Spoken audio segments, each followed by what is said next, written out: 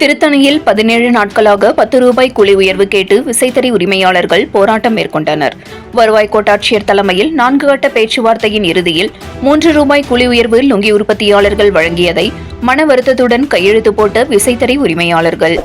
திருவள்ளூர் மாவட்டம் திருத்தணி தொகுதியில் பொதட்டூர்பேட்டை, பள்ளிப்பட்டு, ஆர்கேபேட்டை, அம்மையார்குப்பம், பிஆர் பள்ளி, அத்திமஞ்சேரிப்பேட்டை என 10க்கும் மேற்பட்ட பகுதியில் வசிக்கும் விசைத்தறி உரிமையாளர்கள் கடந்த 10 ஆண்டு காலமாக கூலி உயர்வு வழங்கவில்லை என்று கூறி 17 நாட்களுக்கு முன்பு கூலி உயர்வு கேட்டு வேலைநிறுத்த போராட்டத்தை கடந்த 17 நாட்களாக மேற்கொண்டனர்.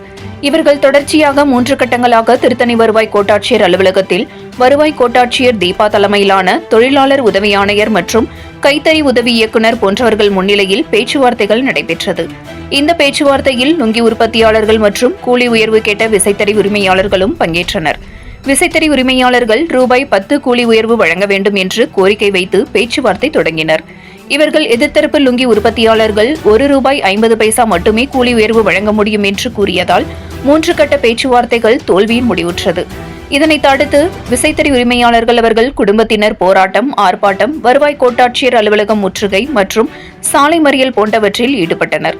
இதனைத் தொடர்ந்து விசைத்தறி உரிமையாளர்களிடம் 4வது கட்ட பேச்சுவார்த்தையாக வருவாய் கோட்டாட்சியர் தீபா தலைமையில் தொழிலாளர் உதவி ஆணையர் ஷோபா, கைத்தறி உதவி இயக்குநர் இளங்கோவன், திருத்தணி டிஎஸ்பி விக்னேஷ் ஆகியோருக்கு முன்னிலையில் லுங்கி உற்பத்தியாளர்கள் மற்றும் கூலி உயர்வு கேட்ட விசைத்தறி உரிமையாளர்களுடன் பேச்சுவார்த்தை 5 மணி நேரம் நடைபெற்றது.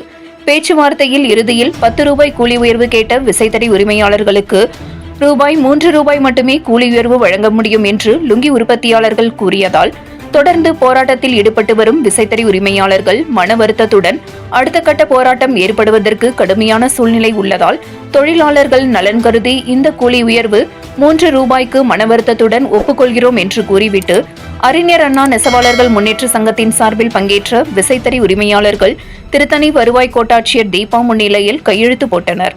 தொழிலாளர்கள் நலன் கருதி இந்த பேச்சுவார்த்தையின் முடிவில் மிகுந்த மன வருத்தத்துடன் நாங்கள் இங்கிருந்து செல்கிறோம். 4 1 பங்கு மட்டுமே எங்கள் கூலி உயர்வுக்கு கடந்த 10 ஆண்டு காலமாக கிடைத்துள்ளது என்று கூறி சென்றனர்.